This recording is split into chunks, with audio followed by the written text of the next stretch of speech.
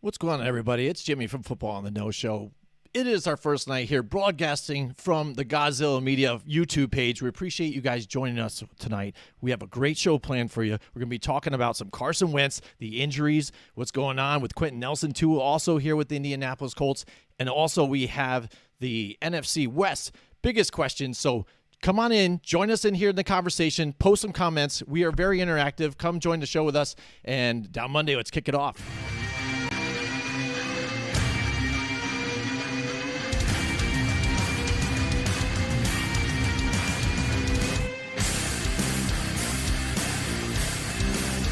Get ready for 2 hours of hard-hitting football talk, straight from their jocks about the jocks. It's Football on the No with Jim and Joe.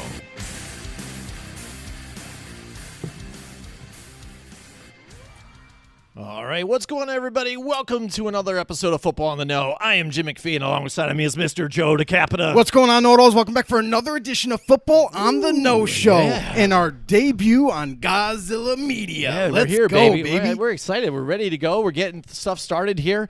Pleasure having you guys with us tonight. Like I said, drop some comments down there. Feel free. In the page here. Also, we're sharing to YouTube or Facebook out there, too. So all Facebookers out there, let us know you're out there. And if you're new to the show, please do us a favor. If you love football, if you're down with the NFL and you want to check out some of our NFL content, feel free to do so. Hop over to either Facebook or YouTube. Make sure when you're on YouTube to hit the subscribe button and hit the notification bell to get all the notifications that you will when we go live. Also on Facebook, make sure you do so. Become a know-it-all, and we are here for you.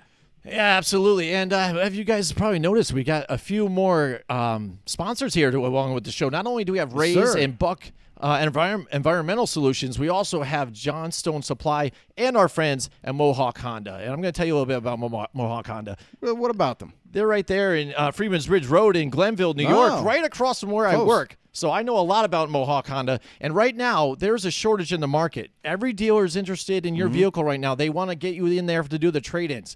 But at Mohawk Honda, not only will they give you top dollar for your trade-in, but they have acres and acres of inventory out there. Like I said, I drive by this all the time. I see it all there. Okay. They have the largest inventory of vehicles in the region. And that means you can choose whatever's out there, the car that is right for you. It's a good deal. Yeah, that's right. Sure, some other dealers can talk about values out there, but our friends at Mohawk Honda will show you their value in selection, but more importantly, value in how you're treated here at Mohawk Honda. All right, don't feel pressured by buying something and another dealer says because that's the best they can do. Don't fall for all that crap, all right? We're talking about come on into Mohawk Honda. They're going to put you in the vehicle that you deserve. Over their vast selection of certified pre-owned vehicles, it's guaranteed to fit your needs and your lifestyle, not the other dealer's values, all right? So come on down to the Selection King here at Mohawk Honda, where they go out of their way to please you. That's right. And talk about going out of your way to please you. That's what we like to do, too. Too bad we couldn't coin that term already because Mohawk already had it. They already have that. We're out there to do whatever we can for you guys. It's a pleasure having you with us here tonight. Yes. Carson Wentz, he's dinged up again, Joe. He's hurt up again. Carson Wentz, man. broken, built like glass. Here we go. Here he is, just busted up. So we saw this coming. I mean, we talked about it before the season started. True. I mean, and that was kind of a question. Right.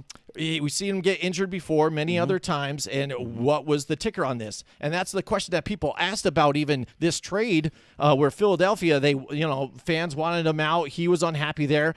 It seemed like it made sense going back to Frank Reich, where he was successful here as his offensive coordinator for the Philadelphia Eagles.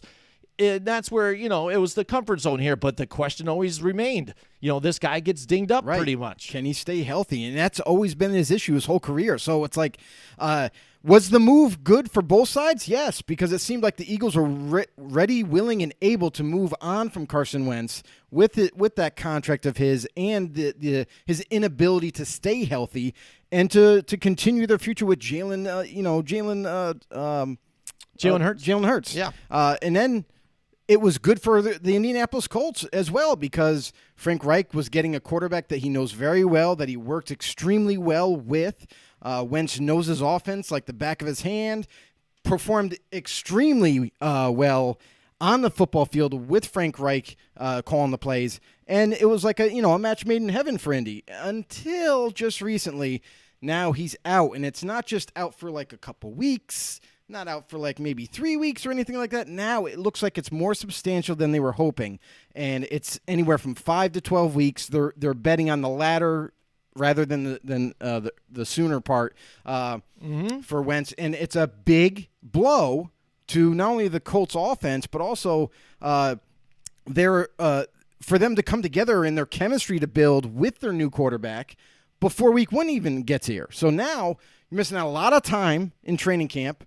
Not going to be around, it seems like, and they're going to have to turn their sights towards a different quarterback starting week 1. So it remains to be seen who that quarterback's going to be. We know that Nick Eason is kind of high on the terms of the Colts really liking him. He's played pretty well in practice, but I just think he's a little too young. He's unproven, in other words, and what do they do next? Do they possibly make a move? Like a lot of people are talking about this right now. A lot of people are saying, hey, why don't you go out and trade and get yourself a quarterback that has been there, has some experience, can throw him in, he'll learn the offense pretty quickly, and you'll be able to be okay. Maybe not great, but you'll be able to be okay enough until Wentz gets back. A lot of names being thrown out there. A couple of them, like Marcus Mariota was being named. Was Gardner Minshew was brought up. Nick Foles has been brought up. Nick Foles has been up a lot recently. Because, again, everybody looks also at Jimmy the G. familiarity there, too. Again, Nick Foles there with the same system Frank Reich was running. It seems like he's on his way out here in Chicago, obviously, because it's crowded right there with the quarterback. So it seems like the perfect opportunity then for there. Right. But, again, look at the Colts. They've got $11 million to spend here left on the cap. So I don't know if that'll work out for Nick Foles. They would have to rearrange something here. Plus, for Carson Wentz, how bad does that look for the team if all of a sudden you're injured 5 to 12 weeks? We don't know, but they go and get the guy that's filled in for you and went and won the Super Bowl. So the one Super Bowl ring you have, this guy came in and took over your job and got it done. And now it's happening again. It kind of seems like, God damn, I just can't get away from this guy. So what would that do for his psyche? I don't know if that Nick Foles situation would work so well. I don't. You know what? And here's the thing too: is like you bring up a good point, but also the quarterbacks nowadays, like their mental capacity, their mental toughness is pretty darn good. So it's like I don't think that's going to bother any veteran quarterback whatsoever.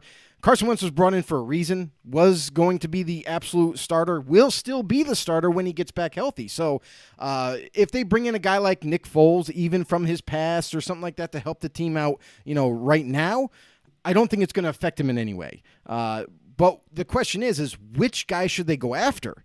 You know what I mean? There is options out there. And also when Nick Foles has been brought up, but also the other Chicago quarterback as well has been brought up. Andy Dalton, who just got in Chicago after signing a contract with them, looks to be the starter, even though they have a bright, young, looks fantastic Justin Fields, who they just drafted. He looks every bit of the part of the starting caliber quarterback for them. And maybe as he progresses in training camp, maybe they might be open to the idea of trading either Foles or Dalton. And it's very possible they could go either way. Other than that, you look at guys like, I know Jimmy G's been thrown out there with the 49ers, but the Niners have already come out and said, well, Jimmy G is our starter, first and foremost. So it's like, what do you do there? Like, obviously, if they're not down to trade him, you'd have to give up some heavy compensation, like a second rounder, maybe third rounder, and some change to pry Jimmy away from them. Other than that, you got Marcus Mariota, who happens to have a no-trade clause in his contract. So it's not that simple like, oh, Raiders want to trade him. No, you have to get his consent to be traded. So that's another hurdle that would have to be jumped. And then you got Gardner Minshew, who I think is one of the guys that's kind of not being talked enough about. This is a guy that at one time when he was given the torch to lead the Jacksonville Jaguars, he did extremely well. He was like 4-0, 5-0 his first 5 games or something like that, and was doing extremely well. And then, went through a little bit of speed bumps and kind of struggled from time to time. But that's what happens with new quarterbacks. So Gardner Minshew's a nice name to throw out there. Maybe they could get him on the cheap, because His contract's low, not going to hurt the bank.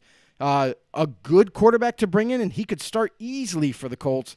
That's something that could be considered as well. Right. And, I mean, when you take a look at this, too, that's what you're talking about, trying to get somebody in there to fill in the spot that is, semi-proven or whatever, and then trying to get it inexpensively because it is going to just be a plug-and-play type of deal. Yes. To kind of stop the leak for a second so we can go. Right. So that's the interesting conversation about this all. It's fun to talk about who could possibly fit there and things like that in situations because there's enough out there. Absolutely. Even they're talking about bringing Phillip Rivers out of retirement and coming back to Indianapolis for a little while. I'll say this. Phillip Rivers, he's expressed interest, but not right now. Like, he's expressed an interest to come back in the NFL if something happens to a quarterback, like mid like part in of the the playoffs. season. You know what I mean? Like mid part of the season where, someone's desperate, they need to grab someone, Rivers might be available. But yeah, I mean, and it's a little bit of a weight scale, right, for Indy. They got to weigh not only salary with whoever they go after, but also draft picks that they're going to have to give up to trade. And I say draft picks, it might just be one because usually even though it's a quarterback position and it will demand a little higher compensation than normal, it still might only take a single draft pick. So it just depends on where they can negotiate that and who they could get it for. Yeah, absolutely. And you want to talk about draft picks here. Let's take a look at this situation here. Philadelphia Eagles. Fans were excited to get him out there when he wanted to do a trade now. So now Carson Wentz, check this out, has one more way he can screw over Eagles fans and the Eagles right now by not even being on the team. Because you remember, they did the trade with the Eagles to get him. The Eagles ended up getting a third-round pick in 2021 and a conditional pick in 2022, which is a second-rounder. Right. Unless he plays 75% of the games this season. If he does, then it turns to a first. And if he plays 70% and a playoff game, it turns to a first. But at this point, if you look at that 12-week scenario, they're going to get skipped out on that, and it stays a second. So he could potentially screw over the Eagles again. Once again. Without even being on the team anymore. Yes, Exactly. The Eagles fans are upset about this. I'm sure maybe a lot of them knew about this scenario, and I just let them know. So, sorry, not sorry. But, Carson Wentz and then Quentin Nelson, too. The same exact injury. How about that during the practice? Same exact injury, and I know, isn't he's that a 5 to crazy? 12 weeks. Now, is it going to be a different scenario in the fact of come back and being able to be healthy? And I heard this before on another show. I can't recall what it is, though, but let's weigh the balances here now. Let's see if Quentin Nelson is back with, say, 6-7 weeks and Carson Wentz is back, like 12, 11. Now, what's more important to them? Getting that, Offensive line. Quentin Nelson back there to help them out? And then helping whatever quarter it might be. Like, is it Easton? Because I know they're still taking a look at him and say, we're going to roll with him and see how we go, which is probably their trajectory they want to do, and most teams do at this point. They would want until they to go find that way. out more of how he's going, week to week, whether when they go into the season what they might need. And they don't have much time. I know. This is going to be within a couple of weeks. They're going to make a decision. Either they're going to stick with Eason or they're going to go and trade for a quarterback and bring him in. So you say They Quentin gotta do it Nelson, quickly. they would, that's the more important aspect. Absolutely, of being- because Quentin Nelson, like your offensive line is so important, and I know a lot of people will say, well, quarterback's more important. Yes, it is. However, you do need to protect whoever's standing back there. You do need to create running lanes for your running backs and so forth. So if you're missing a key cog like a Quentin Nelson, who is an all-pro guy, and my God, what a specimen of an offensive lineman, one of the best out there. You take the offensive lineman. I could live with a average quarterback. We've seen this before, where an average quarterback or even a below-average quarterback is behind a really good offensive line, gives him plenty of time, and he can just find the open guy, give him a little bit more time so he can deliver that football. I would totally say Quentin Nelson number one, and then Wentz could come in later. But there is new news out for Quentin Nelson. He is due back, and this is what I don't know how many sources have reported this or what have you, and I don't know if it's coming directly from Nelson himself and not the team doctors or whatever, but Nelson's claiming He will be back for week 1. He's saying that right now. He's like, there's no way I'm missing week 1. He goes, I will be back for week 1. I will be healthy enough to play. If that happens, great. You got an Adrian Peterson body in you. You know what I mean? To heal fast. But that would be a huge lift of absolutely. He is. That He's would happy be a when he plays. huge, sense of relief for the Colts. Oh, for sure. absolutely, and that's the thing too. Is for whatever quarterback might be back there again. One of the best guards in the league, if not the best. So. And that's why Carson Wentz went there. He had a better offensive line too to protect him and things like that. So right. And this is the thing with this team. What they have needed is that quarterback to help them get over that hump. They need to make the playoffs here, especially while the Pittsburgh Steelers, I think, are very vulnerable. And you just have to compete with some of those other types of teams in the AFC that are tough to beat. Yeah. Yeah, definitely. So, all right, there you go. We talked some Indianapolis Colts. What do you guys think out there? Let us know in the comments. And also, we're going to be getting into some NFC West biggest questions in a second here. But we're going to tell you about one of our new sponsors, too, as well, Johnstone Supply. Joe, why don't you tell us a little bit about Johnstone Supply? Yeah, I want to give a little bit of a shout-out to our people at Johnstone Supply in Troy, New York. If you're looking to upgrade your heating, ventilation, air conditioning, or more in your home, Johnstone Supply in Troy is the place to be. This month, they are offering up their Fujitsu ductless splits. We are talking about an energy-saving ultra-temp model for your home. Ooh. Right now, and I mean right now, they are carrying the new J-Series VRF systems. These systems will be more efficient and flexible for any setup you have in your home. Plus, in stock, they have for you the Westinghouse made by Fujitsu for the more basic, cost-efficient option. For more information, call them today. Don't wait. Don't wait till tomorrow. You might have to wait till tomorrow. Might be a little bit late for them. But call them anyway, as soon as you can, 518-272-5922. Or visit them on 6th Avenue in Troy, New York. Call today or stop by and say hello to our boys, Tom or James or even Kevin, and tell them you heard about Johnstone Supply from us here at Football on the Know with Godzilla Media. That's right. We're very excited to have Johnstone Supply with us. And let me tell you, heating and ventilation, you definitely need it in Troy. Let me tell you both. Because the roads are terrible in the wintertime, and the Hudson River stinks. So there you go. Go see our buddies here at Johnstone Supply. Check them out. All right. So here, Joe, we've been doing this week to week here. It's getting close to the season, though. We're going to be wrapping these up pretty soon. But next, we've got the NFC West biggest questions here, Joe. Let's start it off here with the Arizona Cardinals here, Joe. What do we have for some questions here for the Arizona Cardinals, if any here? I know. With some of these and that's the interesting thing about this division is when we went through this particular division, we were looking at the rosters, we're looking at a little bit of stats here and there and everything. We're trying to figure out what could be the biggest questions, and we had a little bit of a hard time, no lie, about this because all 4 of these teams are pretty darn solid on paper. So one question that we had is, who will be the biggest impact player for the Cardinals this season? And this is an interesting, question because it could. I mean, obviously, you got to be like, it could be anybody. It could be it could be Isaiah Simmons, who is in his second year at linebacker, and he looks promising. It could be Zaven Collins, the new rookie that they drafted in the first round. It could be a lot of different guys, but I'm going to go with a guy who's kind of forgotten because of his injury history, and now has been brought over to Arizona from Cincinnati, none other than A.J. Green.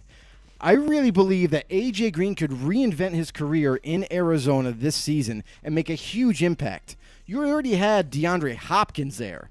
Now you add A.J. Green as your number 2. As long as A.J. Green can stay healthy, and I know that's been a big problem for him recently, but if he stays healthy, man, he could really cash in. He was a number 1 receiver in Cincinnati in his prime, was killing it. Was easily in the top 5 in the league.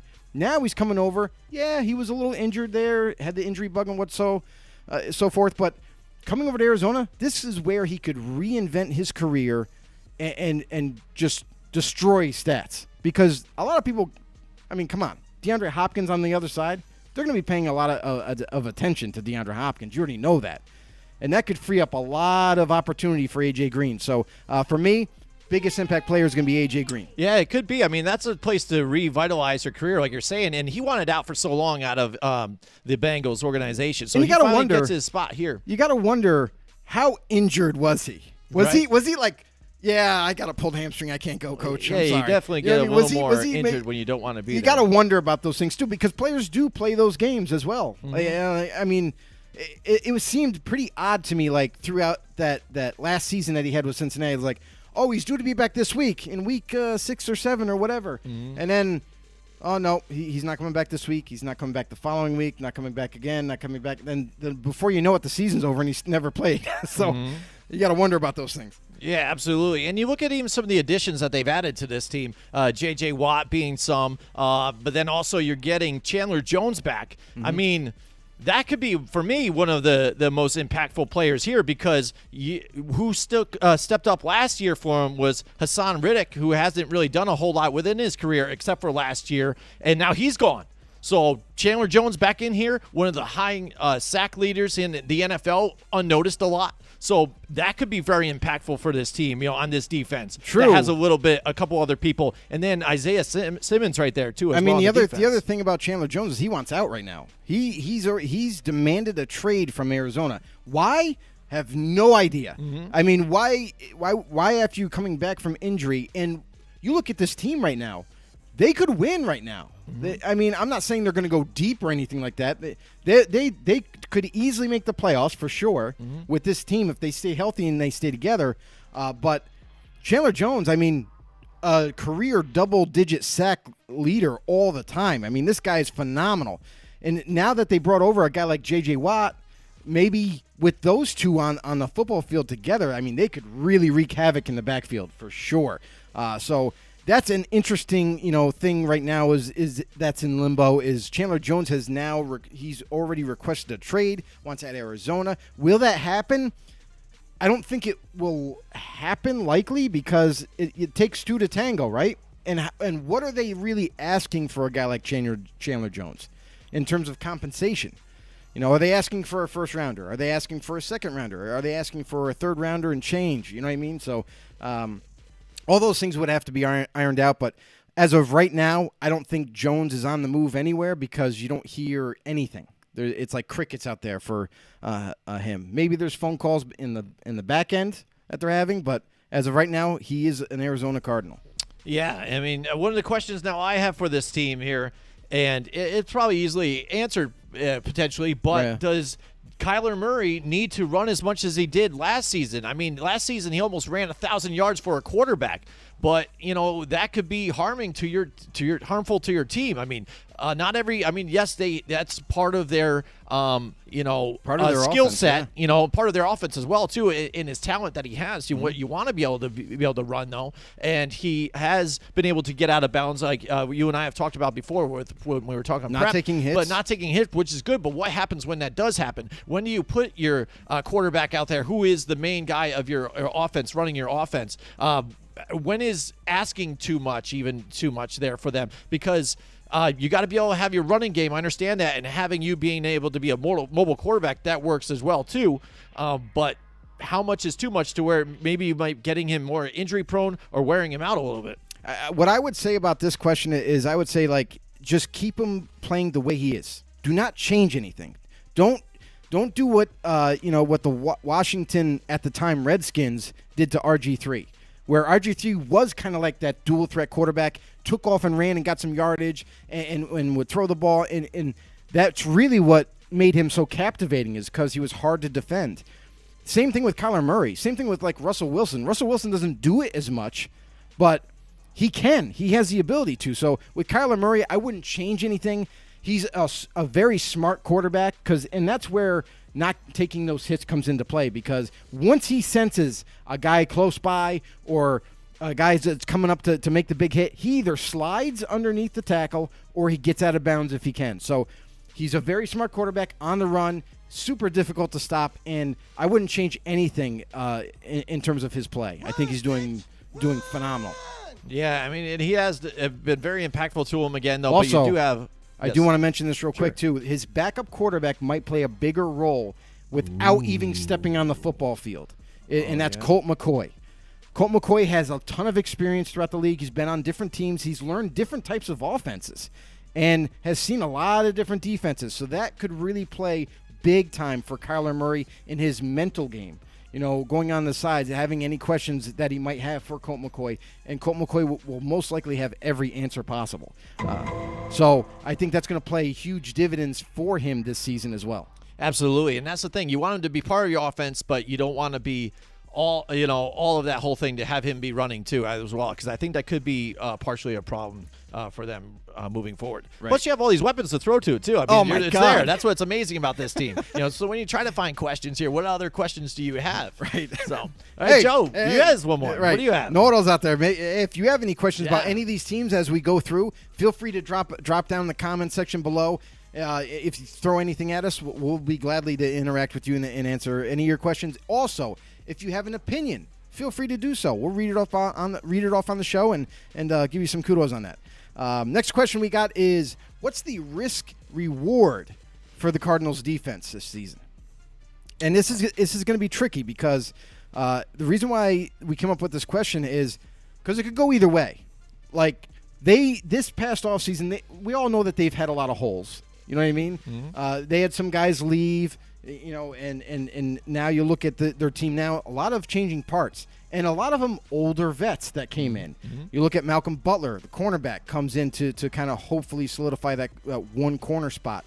You got Robert Alford, who is healthy now. Looks like he's gonna take over the other opposite side of that corner.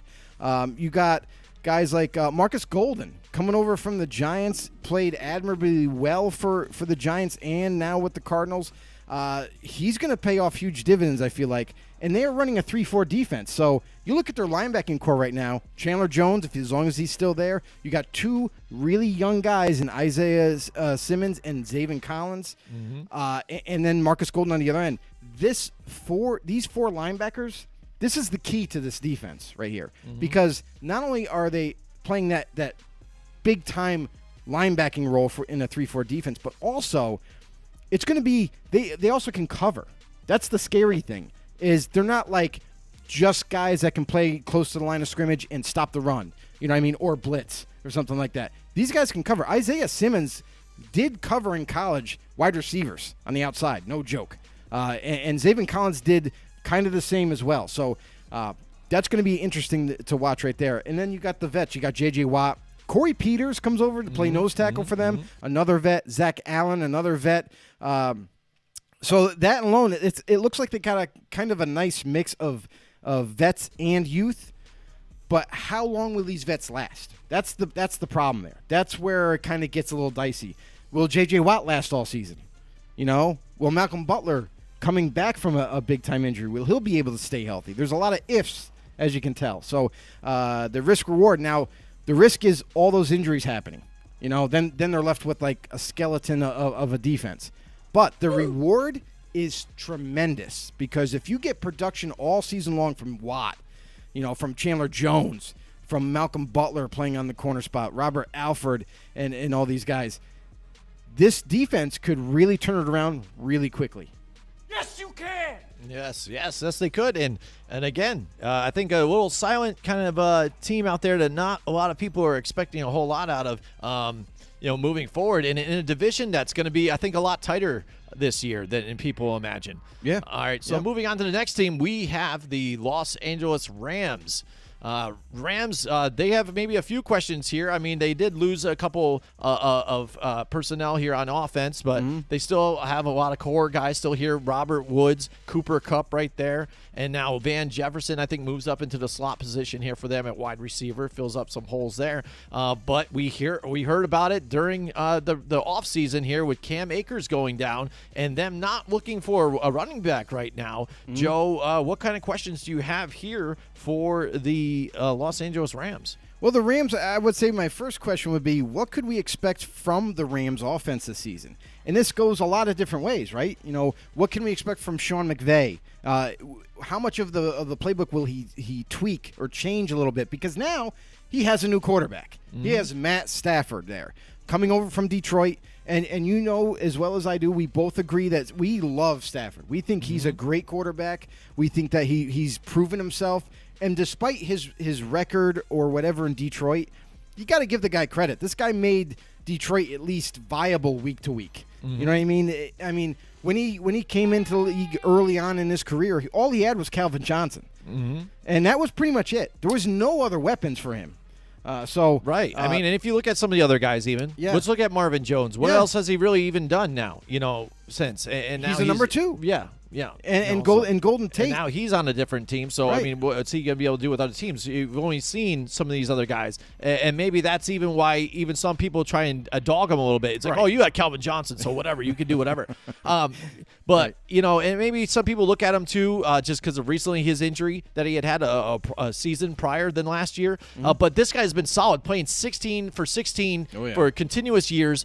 Over 4,000 yards continuously, except for 2 or 3 that he got injured for most of the season in both of those. Right. But besides that, even during injuries, this guy he's tough as nails, accurate, and a good arm too as well. We've seen him have comeback wins with his arm hanging off his shoulder. Like he had a dislocated shoulder at one point, and they popped it in place, and he still led his team to win, as bad as they were. So I mean, you got to give it up for Stafford, but. What can this offense look like? I mean, so Sean McVay, I kind of expect – we all know the Rams offense utilizes a lot of jet sweeps, a lot of plays like that, like RPOs and what have you. Do I think they're going to do the same thing? I think they'll kind of sprinkle those in, but I don't think they'll do them as often now that they have Stafford. Now you have complete – the coach himself, Sean McVay, has to have complete confidence in Matt Stafford. He's been there, done that, has a ton of experience, can win big-time games – has ice in his veins, and he can deliver all the passes, right? So quick decision maker, accurate, all that. Now you pair him up with a receiving core, which he's never had this good. Mm-hmm. Never had this good. And to mention, the 4 of them is Cooper Kupp, Van Jefferson, who's still kind of coming into his own, came on strong late last season. You got Robert Woods, and you also have a guy that they signed in free agency, Deshaun Jackson, a speedster that can take the roof off the defense. So with those 4 coming from Detroit, are you kidding me? Now he's got 4 legit receivers that he could throw to. I think he's in his glory for sure. Mm-hmm. Yeah. So, I mean, what could his offense be? Everything that Sean McVay has done. And now he has a quarterback that I think is a veteran and capable enough. There won't be any questions back there, because the other question I had here with this whole thing, if you want to talk about Matthew Stafford, is, and what some people had asked during this trade, what are you getting out of Stafford here when you did that trade? Because, yes, Jared Goff, it seemed like he was the guy that was, oh, shucks me here and there. But, I mean, if you look at some of his numbers, he really wasn't horrible. But every time when it came down to some of those big moments, it seemed he didn't step up enough. And every time, I think it seemed, too, in bigger moments, everybody was looking behind him over at Sean McVay and never even at him and what are you doing? Is this all you? Is it still questioning him and everything? So I think having that loom over him because of that first season that he had with Jeff Fisher, it wasn't very good, got better with Sean McVay, and plus the money there, too, as well. People just had too many questions here with this kid. And like, are you going to be able to push us forward to the next level? And that's the thing you have with Matthew Stafford, because the consistency you have, the toughness, the mental capacity here too as well. I think Sean McVay can go to Stafford and he just soaks it right up, and he's good to go. Yep, let's get it done. And he's got the better arm too as well. And like you said, now the arsenal at his hands here to throw it to. I mean, it would be amazing to see what you get out of it. Mm-hmm. And that's what you're getting out of this whole trade with him. So either way, it was a win for the Rams. Maybe not so much for the Detroit Lions, but I think it was a win for them. But I think it was a loss for Goff. I think in a sense, because he had to go to that type of town that's still on that building type of incline. They're trying to get better, trying to start over. So it was tougher for him. It kind of feels like he got left, dropped off in Siberia and said, peace out, homie, and say bye, and he's like, gosh, here I am. What am I going to do? I guess I got to try and get some sticks to build a fire. The one thing that I'll say about Goff's situation is that I think it's good for him, actually. Yeah. I mean, because he's young. Well, that's what I mean. Plus, you have McVay off of your back, so he's not behind you. But he's super young to where even though they're kind of still in rebuild mode, he'll be able to grow with that team. So as they get more and more young talent, I mean, they got a hell of a running back already in DeAndre Swift. Now you surround him, and they have TJ Hawkinson at tight end. So those are two nice weapons right now on offense. And then you just fill in the blanks. You fill in more wide receivers around him. And that offense could change pretty quickly. I still think you got to upgrade on that offensive line, and that's another thing for Stafford. He's got a better offensive line now going with the Rams, so overall a better offense. But yeah, I think this is it's a good situation for both. All right. So what other questions do you have here for the Los Angeles Rams? So for the Rams, my last question I have is: has the Rams defense gone through a little bit too much of a turnover this offseason? I mean, you look at Michael Brockers gets traded away. I mean, a really good D lineman gets traded to none other than Detroit. You know what I mean? So he joins his buddy Jared Goff there. You look at guys at the linebacking positions. Some new faces now in place, and it makes you kind of gotta wonder. How much are they going to be able? Are they going to be able to be as good as they were last year? You also remember John Johnson III. Yeah, one of the best safeties in the league. He left via free agency. He went to Cleveland. He said, I'm out of here. Who do you have in place of him? You got a guy by the name of Jordan Fuller at the moment, penciled in as a starter. And then then Juju Hughes, Taylor Rapp, who is one of the more well-known Rams there. He's still competing for that safety job. So there's a lot of, fluctuation here with the safety position. I'm not really sure the Rams really know who their true safeties are just yet. And also, you got to wonder. You look at their linebacking core, like I mentioned before. They got some new faces. They got Leonard Floyd there still, who looks like he'll still continue that kind of rush off the edge, thing that he does. And then you got Micah Kaiser, who was injured last year. He looking to come back healthy. A lot of new guys. Darius Williams is a new addition from the Baltimore Ravens at corner to play. It looks like to play opposite Jalen Ramsey, but he hasn't had a lot of experience. He's only like 25 years old. Hasn't really started for the Ravens. So it's like you're bringing in a guy who's still unproven. So to me, I would just say like they've gone through so much turnover. I'm not sure having Aaron Donald and Jalen Ramsey, just those two guys, to make big, to make some big plays happen. They're not going to be enough. They need to have a more well-rounded defense. And I could be wrong. By looking at this team, heck, Rams are another one of those teams, much like Seattle, that do find hidden talent. And when they do get their opportunity, they tend to seem to rise to the occasion. So we'll have to wait and see. But as of right now, on paper, what I'm looking at and the players that I know, I think that they've gone through a little bit too much this past offseason, and I'm not sure if we're going to see as dominant of a Rams D as we are used to. All right, so taking that in consideration here, and with the addition of Matthew Stafford, and the fact that they've kind of mortgaged the future to bank on right now, to win now, and that margin is getting shorter by the years. Do you think now they are still a favorite to win this division? Because remember last year even they placed second in this division but went to the divisional championship game in the playoffs, so they still made it that far and were able to make a push here and then made the quarterback change even after getting that far. Right, and that's the thing too. And for me, the offense is better. Like I think the offense got better. They have more weapons. They have better weapons. And with Stafford, there's no question that he's a lockdown, legit starter. Not going to have to worry about him. Offensive line is healthy once again. And the running back situation, as though, we don't have Todd Gurley. Oh, we don't have Cam Akers for this season. Again, Cam Akers hurt for the second straight season, and now he's not going to make this season. But Darrell Henderson, he's capable, so I'm not worried about him either. So offense, I think they're solid. Don't have to worry about them. But defensively is where I'm a little concerned. I don't know how good they're going to be with all these new changes there. And although some of those young players have shown flashes last season when they got on the football field, Now you're the guy. You know, no more John Johnson to save your rear ends over the top. You know, a lot of changes have happened. No more. I forgot the kid's name who played corner for them last year, young kid. But now you got a guy who's a little unproven there. So for me, the defense I feel is not going to even be close to what they were last year.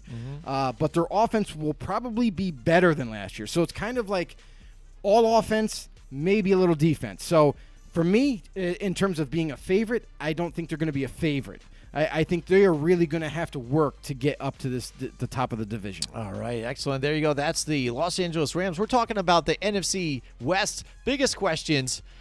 Joe, I see you're getting really excited out there. I know you got a lot of energy. Oh, yeah, baby. What's Let's going go. on with you, buddy? What is it? Oh, it's got to be the Rays. It's got to be the Rays, baby. This stuff is absolutely amazing. This is like an energy drink like no other. This is straight out of Florida, everybody. Made in the USA. It's fantastic. Zero dyes, zero sugar. It's got electrolytes. It's got amino acids. It's got everything you could possibly need to get you through your day and before your workout starts. So if you need some energy from day to day, this is the place to go to. Go to repsports.com.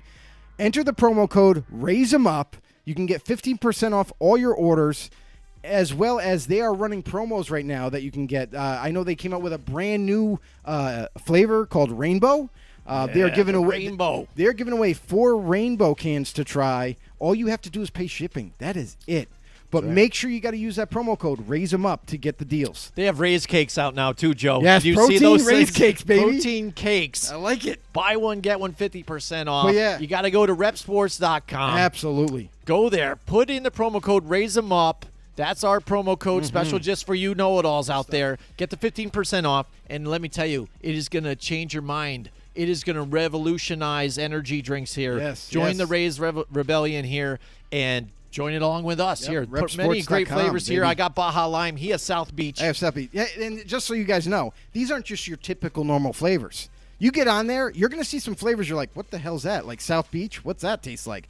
You know, they got Baja Lime. amazing. They got what? Sour gummy worms. They got Galaxy. They got Apollo. They got Phantom. They got all kinds of flavors like that. And I want you guys, if you do try Raise Energy, which you should, I want you to guys let us know in the comment section, what flavor did you get? What do you think it tastes like? Because I'm telling you right now, it's pretty hard to pick out what these things taste like sometimes. Yeah, absolutely. Take a pic with the can. Hashtag it with No crash, baby. Yeah. You get no crash from these. Dude, I am hyped up on energy, and when this wears off, I don't feel any crash. good. I don't feel drowsy. I'm still all right. Absolutely. Great. Ah, Get some. Yeah, we're ready to go here. And now it's the NFC West.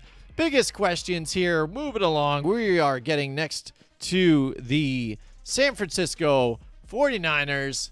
What's the biggest question here for me? And I guess my biggest question for the 49ers will be, will Jimmy G start the whole season here now? I mean, that's the thing. That's the question that a lot of people are asking. And I know when it came down to draft time, there was a lot of rumors going around. Who were they going to get? And then last minute it comes A lot of people in that thought maybe, Mac Jones was the shoe-in. And Trey Lance there. They get Trey Lance. But, again, he's kind of a little bit of Developmental guy. Exactly. But you know the way fans are.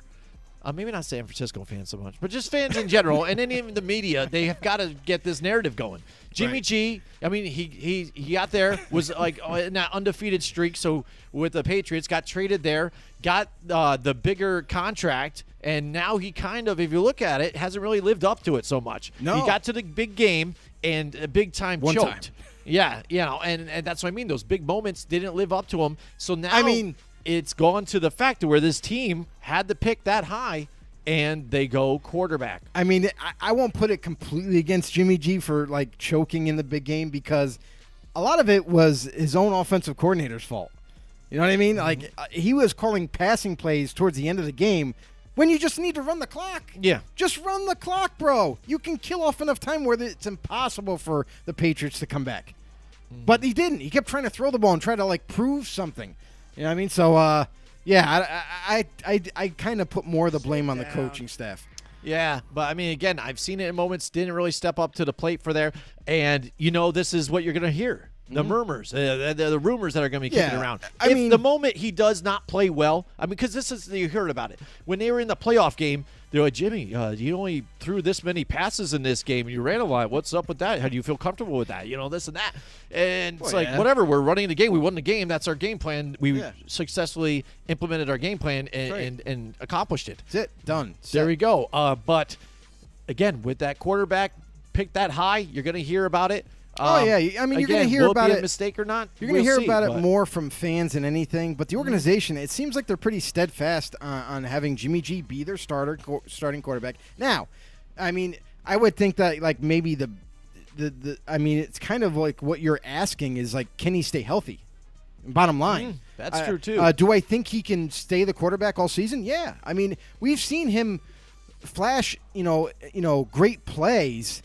With this offense, you know what I mean? And now you look at with them having not just one, but now two legitimate wide receivers, Brandon Ayuk and Deebo Samuel, along with George Kittle at tight ends, and a whole plethora of running backs behind him. There's no reason for him not to be successful. So for me, it would be a bigger thing of like, can he stay healthy? Like that's the biggest thing, because if he can stay healthy, I think the Niners offense will be just fine. They don't need listen, they would love Trey Lance to learn the playbook, to get all the nuances out of order and be ready to go, obviously. But when you have a veteran presence like Jimmy G, you don't need to rush. You don't need to rush his development and just kind of throw him out there. If he's ready, that's one thing. But and he has to outperform Jimmy G in preseason games. Because you're hearing a lot right now out of Niners camp. You're saying, oh, Trey Lance delivering dimes. Oh, Trey Lance is doing this, that, and the other thing. Trey Lance, look at this throw that he made.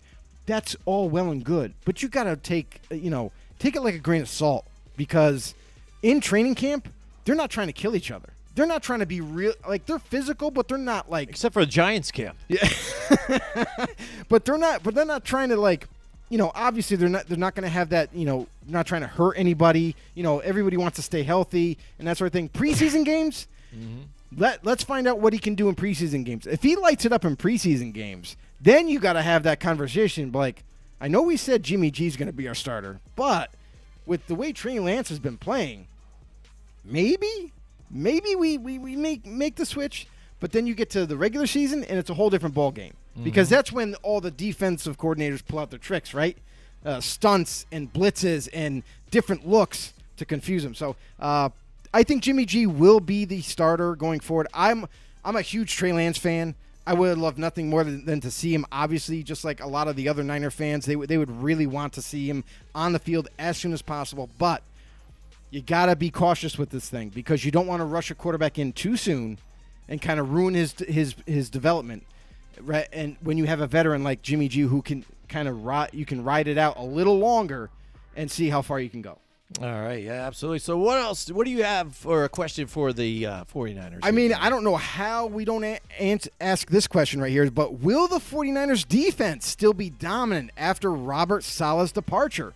I mean, this is going to be a big change for the 49ers. And not just a change as far as, scheme-wise. I mean, you know that they promote, for the most part, within to be the next D coordinator. And it's like, you look at this team now, there's a couple of pieces that were there last year that now have moved on to other teams. Akilo Weatherspoon is one of them. Now he, staying in a division, staying inside the division, jumps over to Seattle and is now their potential starting corner. But now you look at a lot of guys that were injured last year coming back. Nick Bosa, you know what I mean? Eric Armstead coming back healthy. You got Javon Kinlaw, who's kind of holding it down at D-tackle. But beyond that, how will this team change now? Robert Saleh was such an aggressive defensive play caller, a guy that was in your face a lot, a guy that wasn't afraid to have man-to-man coverage and blitz or just create tons and tons of pressure. And with this defensive line that the Niners have, there's you don't need to. I mean, they're so talented that you could just let the four guys rush and have a stronger coverage scheme. So it's going to be interesting, I think. Without Robert Saleh there, it's going to be different. It's not going to be the same tenacity. Like he was kind of like a player's coach in a way. Very in tune with his players, was very personable. Got them hyped up for game day. Like he's so passionate that he would get everybody riled up and as he was calling defensive plays that were so aggressive, the players loved it. Now you got to wonder how much of that is going to change because it is a different D coordinator altogether. So, we got D'Amico Ryans right. over there. But that's what I was just going to get to. I guess from the Houston Texans, linebacker. But that's again, my point, first-time though. defensive coordinator Right. here coming into a team that a lot of people think are a potential playoff team if they stay healthy. I mean, as long as they don't play in the Meadowlands, right? I mean, because they complained horribly about that The field. Not only when they played the Jets, and I think then they played the Giants, and they still had more injuries after that. They were just this play just sucks. We keep getting hurt, and this is the problem. But even Right. after all those injuries, though, that's the thing about this team too. They work together as a cohesive group, and we're still able to play hard and win some games still, despite missing most of the players on their roster here and the most injuries throughout the league of any team.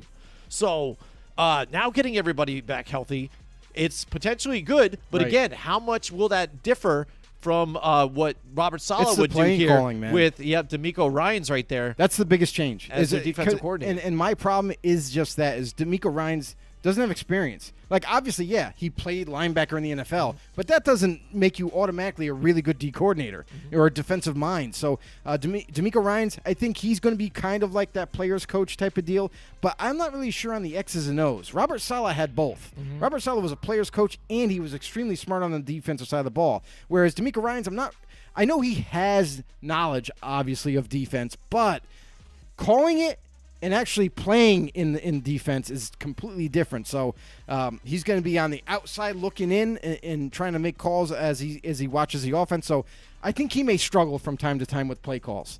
Well, you will see moving forward. So what's your last question here for the San Francisco 49ers then, Joe? Well, for the San Francisco 49ers, I have who will be the true starter at running back for the 49ers? Have they ever really had even a true starter, though, I guess? Yeah, I mean, they mixed it they around, have. here and there. They definitely have, but then they get hurt, and then the That's next true. guy steps up, and then they get hurt, and then the next That's guy. true. Look at Jerick McKinnon. Yeah. Jerick McKinnon, when he was brought in, you look at they had like 5 running backs that were all starting caliber, and then Jerick McKinnon was lights out, was amazing, and then he got hurt. He's done for the year. You know what I mean? The next guy come up, Raheem Mostert. He's amazing. Gets hurt. Done for the year. You know what I mean? Then the next guy, Tevin Coleman at the time. He plays well, you know what I mean? So, but now this year is a little it's a little bit different. But this year is a little bit different because now you do still have Raheem Mostert, and you have guys that they brought in like Wayne Gallman. They drafted a couple guys, and one of the guys that they drafted, I'm head over heels about. Like it's almost kind of dangerously man crush style because Trey Sermon out of Ohio State was not only a phenomenal running back in college, but a guy who is, for his size, he's got size to him. He's a big size running back, but he's fast, he's physical, and he can catch out of the backfield. That's dangerous. He can also block too. He can do it all. I think Trey Sermon could definitely make a push for starting. And you got to remember too, Mostert is coming back from another injury. So how much is that going to affect him going forward? I still think he's going to be competitive no matter what. And most likely has the inside track to be the starter. But there's no denying Trey Sermon. I think he could really surprise people in training camp, in preseason games, and make a push for, if he doesn't get the start, at least to get on the football field quite often. Absolutely. I think that's what they're looking forward to when they went out and drafted him. Because remember also back a few years back, Raheem Mostert was ready to sit out. He was complaining about getting a new contract. Yeah. I'm underpaid here Wanted and there. to be out. And what he was doing, wanted to be out. And he was putting up some good numbers. And he was a nice story for this team too. Kind of getting looked over in a bunch of different teams. And now finally finding a home, it seemed like, for them. But again, the injuries pile on. And now it's time to move on, especially, with that contract and what has he been able to put out for them lately. And this has been a team that's been kind of a run-first type of organization, too. Definitely. What can I do to mix it up? You saw it back when whatchamacallit, just want to say it, freaking Kyle Shanahan. Damn it. Kyle Shanahan. He had the running backs of Tevin Coleman and things like that. Yep, Raheem Mostert, Jerick McKinnon. You had them. No, but even back in Atlanta, he was still even running solid with a running game, too, even though he had Matt Ryan, even though he had Julio Jones and those offensive weapons there, too, as well. He still utilized the run and mixed it up. Devontae Freeman, baby. Yeah, there you go. And now he even grabs a little hidden gem maybe for this team, too. And, and Wayne Gallman even back there, too. Who kind of turned on a little bit last year. I've been down on him always, too. I wanted him out of the New York Giants organization because it seemed every time, he was out there to fill in some gaps, didn't play so well. Whenever he went out on the screen pass, would tip it or get popped, and then it's a fumble back for a pick or touchdown and things like that. Yeah, and mistakes fumbles were like an that. issue. But it seemed like last year when he filled in for an injured Saquon Barkley, he seemed to be comfortable in finally moving and settling into his own. So now move him in with, say, Raheem Mostert, and then also, like you said, Trey Sermon there. Yeah. It's the perfect opportunity for him, and they're not asking too much out of him, So I think that's a nice 1-2 punch out of them there. But if, again, you want to say who is their true starter, at this point, it's got to be Raheem Mostert. He's got the inside track. He's got the inside track, exactly. But moving forward, we could see something completely different here. And isn't that funny how the 49ers, they still manage to have at least 3 running backs that can play? You know what I mean? They still find the talent. Yeah, just keep mixing it up. Next year, they got these 3 now. So it's going to be very exciting to see this offense here again and see this defense work function here together without Robert Saleh and completely healthy. So I'm excited to take a look at this. It's a little bit of a trade-off. Oh, Everyone's back healthy, but no Saleh. Absolutely. All right, so let's move on to the last team in this division that we're going to cover, and that is the Seattle Seahawks here, Joe. All right, so my big question, I guess, is one of the biggest questions for me is if they miss the playoffs now, will Russell Wilson ask for a trade now? You saw he was kind of standoffish and kind of upset with the organization, similar to what Deshaun Watson was doing, and now Aaron Rodgers saying, I want to be more involved in decisions again because I'm asking you right now for help, and it didn't seem like you're listening. So what else do I need to do? Put me in that chair. At least listen to me for once. And if you just listen to me, I'm the guy out there seeing these things. I'm the guy out there running for my life.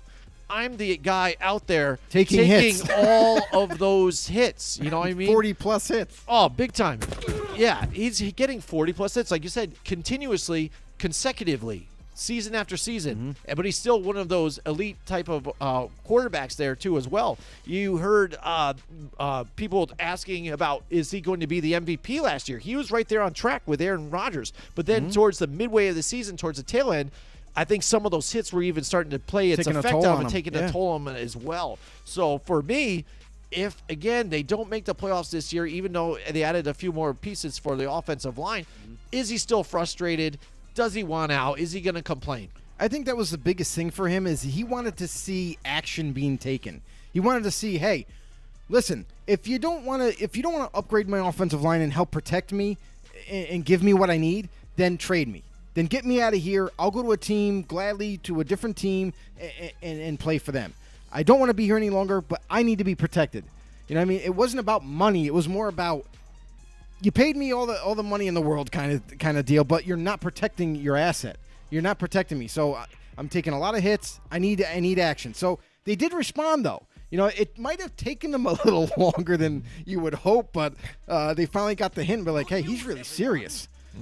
Does he really mean that he wants to be traded? I don't know. But then they started to make some changes. So you already know that they had an all-pro tackle by the name of Dwayne Brown there at left tackle. But they also got guys like Damian Lewis, who's kind of coming into his own, a young player who's developing at left guard. Ethan Pocic is a very good veteran center for them. They still have him. They make a big trade here for right guard position. And they pull a trade off with the Raiders to get Gabe Jackson, now solidifying that right guard position. But to me, they didn't do enough at the right tackle. They brought over a guy from the Jets who is very young, don't get me wrong, but Brandon Shell, the son of Art Shell, one of the greatest offensive linemen in history, isn't that great. He's just not that great. He's actually pretty bad. So that we'll have to keep a monitor on for this upcoming season to see maybe he can develop and play a little bit better than what he did in his previous seasons with the Jets. But But all in all, they did make an effort to upgrade this offensive line. They heard loud and clear Russell Wilson's demands, and they did their best to meet them. Now let's see if it all works out on the football field, because it's all great to look at this on the sheet and say, well, they got this new guy, they got that new guy. I think they'll be good. Let's see if they can, chemistry-wise, that offensive line can gel and put up a more productive pass protection for Russell Wilson. Reality is often disappointing.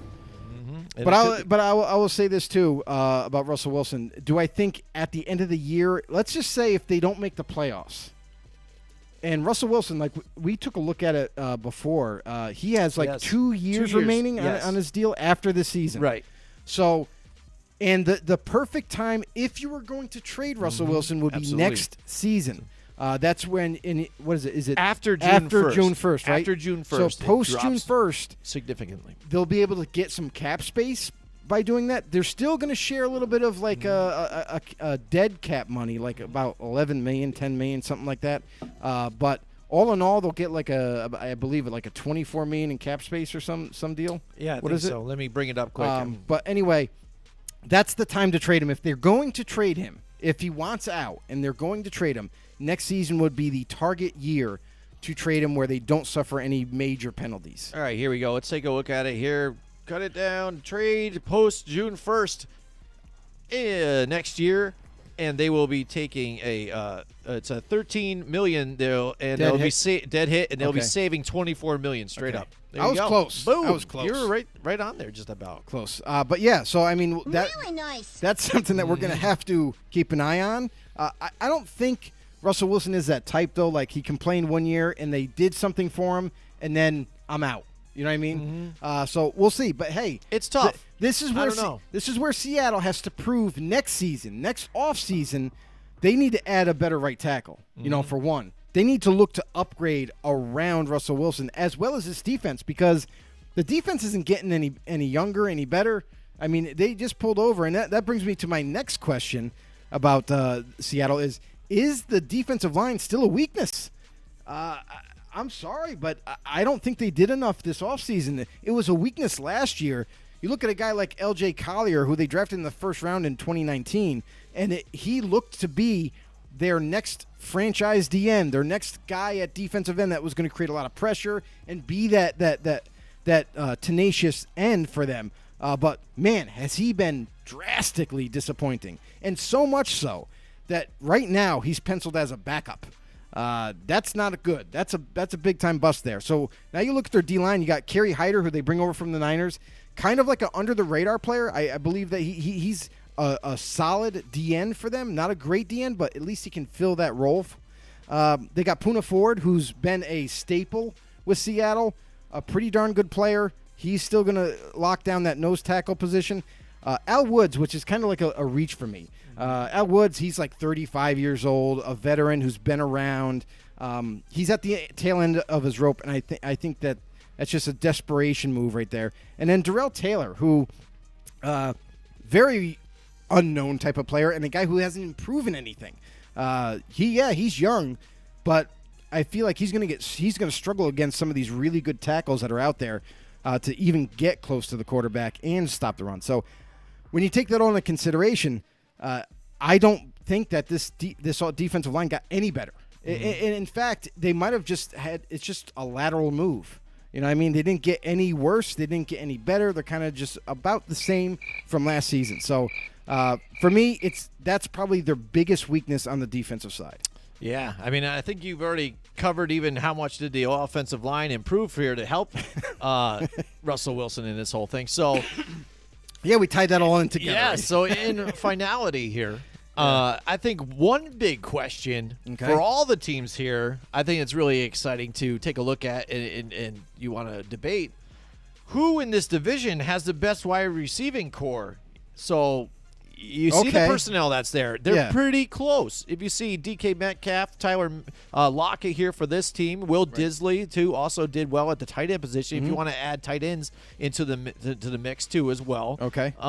Plus, if you look at Cooper Kupp and You look at the Rams. I mean, they got the Rams, too, deepest as well. receiving core. You know, you got Deshaun Jackson, you got Cooper Kupp, you got Robert Woods, and you have Van Jefferson. Now, Van Jefferson, I'll say this. He's not, exactly proven yet. I mean, he played okay his rookie year. Let's see how much better he gets his second year. But that's four receivers that I feel like they're deep. They're all pretty good. But let's see what happens with Stafford. They might even be better. And then you look at the Cardinals. They got DeAndre Hopkins, A.J. Green, Andy Isabella, Christian Kirk. So for the Cardinals, I would think they would be like kind of second on that list. And here's why. Like, you're like, wait, they got Hopkins and they got Green. Well, Green, let's see if he can stay healthy for one. Hopkins, no doubt about it, one of the best receivers in the league. But then you get to Christian Kirk, who he's shown some things, but hasn't been really given the full opportunity to be the starter, the full-time starter. So we still got to learn a few things about Christian Kirk. And Andy Isabella, I feel bad for this guy. This guy has all the talent in the world, is extremely fast, and he kind of just sits behind everybody. Doesn't really get on the football field enough. So that's kind of where I would rank him. And then you have the Niners, who basically have two stud receivers in Brandon Ayuk and Deebo Samuel. Really good. But beyond that, there's nothing really scary. I mean, they got two guys that are legitimate, and that's it. And then, of course, you have Seattle, who have the two big-time playmakers for them, DK Metcalf and Tyler Lockett. So, all in all, if you're looking at depth-wise, I feel like you have to go with the Rams because they have the most proven and deepest kind of top four receivers. And then from there, it's a lot of potential. So I would think it'd be Cardinals would be second because we still got to see more from Andy Isabella and Christian Kirk to kind of boost them up. A.J. Green, can he stay healthy? And then the other two guys, it's basically they got two stud receivers, and that's it. There you go. Yeah, I think I agree with you there, too, as well. And you see what this offense does yearly. The 49ers, again, they've been mainly run first. Yep. And dish and the it Seahawks off. are kind of the same. The Seahawks are kind of the same, even, too, with having Chris Carson back there and the multiple running backs along with Russell Wilson back there as well. And even Kyler Murray and the Cardinals, despite some of all the weapons that they have, they were, I think, top 5 in rushing last year, and a lot of it was Kenyon Drake and Kyler Murray. I mean, Drake's no longer there, but Kyler Murray's still there, putting up, like I said, 900 so yards. But the thing with that is a lot of running too as well. Is that's more because the offensive line play than anything. It's not Kyler Murray looking to run the ball, right? Because he does look to throw the ball as much as he possibly can. But if the pass rush is there, I mean, he's got to take off and get what he can. So maybe it'll be different now because. Yeah, now you have Hopkins, but you also have A.J. Green and these youngsters behind them. So maybe it does tend to open up the defense and spread them all out a little further to where you might be able to find somebody a lot sooner now. Absolutely. So that is our NFC West biggest questions. That's right. That's it for us tonight. We had a lot of fun with you guys. This is is our amazing. first night here with Godzilla Media. We are going to be upping the show again back up to 2 hours pretty soon, probably next week too, as well as we get closer to the league start. There'll be a lot more to before talk we run about. too as well. We have also the NFL starting, next Tomorrow year. night. Tomorrow night. We got starting preseason, tomorrow night. baby. We have the Hall of Fame game where it's the Cowboys and the Steelers. I don't think we're going to see a whole lot of starters Will within Big that game. Ben retire before preseason? Right. Right? Is Mason Rudolph really the true heir, or is it going to be Dwayne Haskins? We'll know here over the next couple games. All I know is I know a lot of Cowboys fans are kind of really fascinated and excited about Zeke, the new physique of Zeke. I mean, that guy looks in phenomenal shape right now. He used to be the fat gerbil last season, and now he just kind of worked his tail off this offseason and lost all the weight. He looks all shredded up, cut up, and ready to go. Yeah, and he's probably really wearing those belly shirts a lot, too. He's you showing know it off. that. That's Absolutely. a staple for him. Yeah, definitely. So, also, I want to say a big thank you to our guy, Steve Murray, who also is featured in the game Knockout City from EA Originals. He is the guy that does our voiceover here, a good friend of mine from school. Season 2 kicks off right now. It's happening right now in Knockout City, so please, you guys, if you're on Xbox, PlayStation, PC, all that stuff, check out Knockout City. Support our man, Stephen Murray. Also, I want to give a big thanks to Mohawk Honda, where they go out of their way to please you. If you need a car trade-in, go to Mohawk Honda. Absolutely, they'll take care of you. Service as well, too. I get my oil change there. Boom, take care of it. Johnstone Supply, also heating, ventilation down in Troy. Check them out, too, as well. Buck Environmental Solutions, anything you guys have, ticks, anything like that, stuff going around your creeks overflowing in the backyard. Hit them up. Take them, Buck Solutions, environmentalsolutions.com, and Raise Energy.